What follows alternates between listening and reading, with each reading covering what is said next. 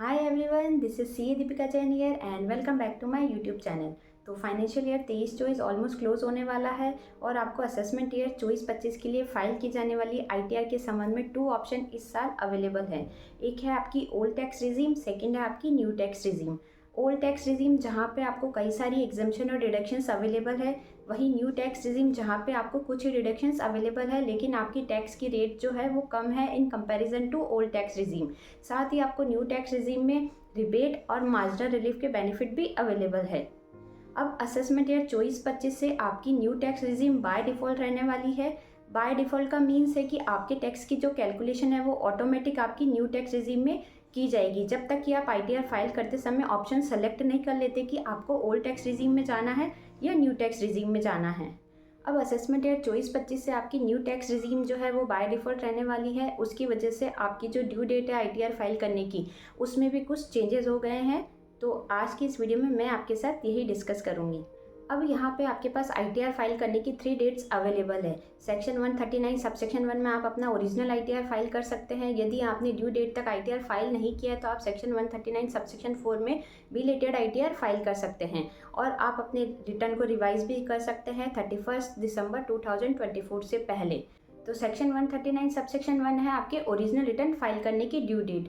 यदि आप बिजनेसमैन हैं और आप पे ऑडिट एप्लीकेबल होती है तो आपके लिए आईटीआर फाइल करने की ड्यू डेट है 31 अक्टूबर 2024। लेकिन यदि आप पे ऑडिट के प्रोविज़न एप्लीकेबल नहीं होते हैं तो आपके लिए ड्यू डेट है 31 जुलाई 2024 और अदर केसेस में भी 31 जुलाई 2024 ही आपके लिए ड्यू डेट रहेगी। अब आपको एक चीज़ यहाँ पे ध्यान रखनी है कि अगर आपके बिजनेस और प्रोफेशन की इनकम है तो आपको ड्यू डेट से पहले एक फॉर्म 10-I फाइल करना पड़ेगा, तभी आप ओल्ड टैक्स रिजीम में जा सकते हैं।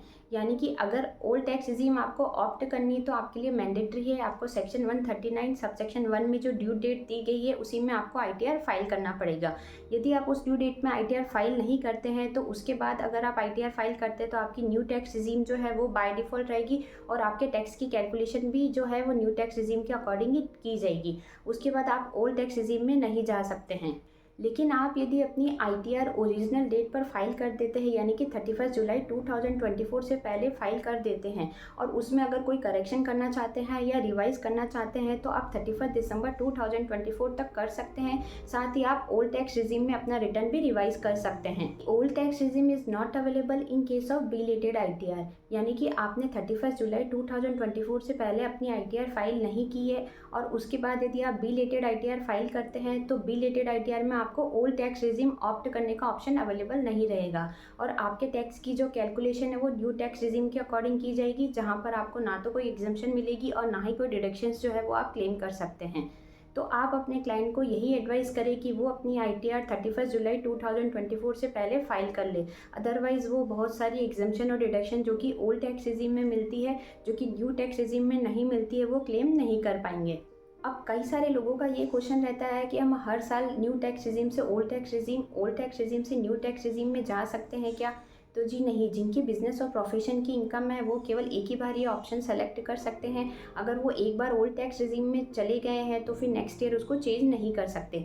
जिनकी अदर देन बिजनेस और प्रोफेशन की इनकम है तो वो हर साल इस ऑप्शन को स्विच कर सकते हैं, यानी कि ओल्ड टैक्स रिजीम से न्यू टैक्स रिजीम में जा सकते हैं और न्यू टैक्स रिजीम से ओल्ड टैक्स रिजीम में जा सकते हैं। तो आई होप आपको मेरी ये वीडियो यूज़फुल लगी होगी। अगर आपको मेरी ये वीडियो पसंद आई हो तो मेरे चैनल को लाइक, शेयर एंड सब्सक्राइब करना ना भूलें।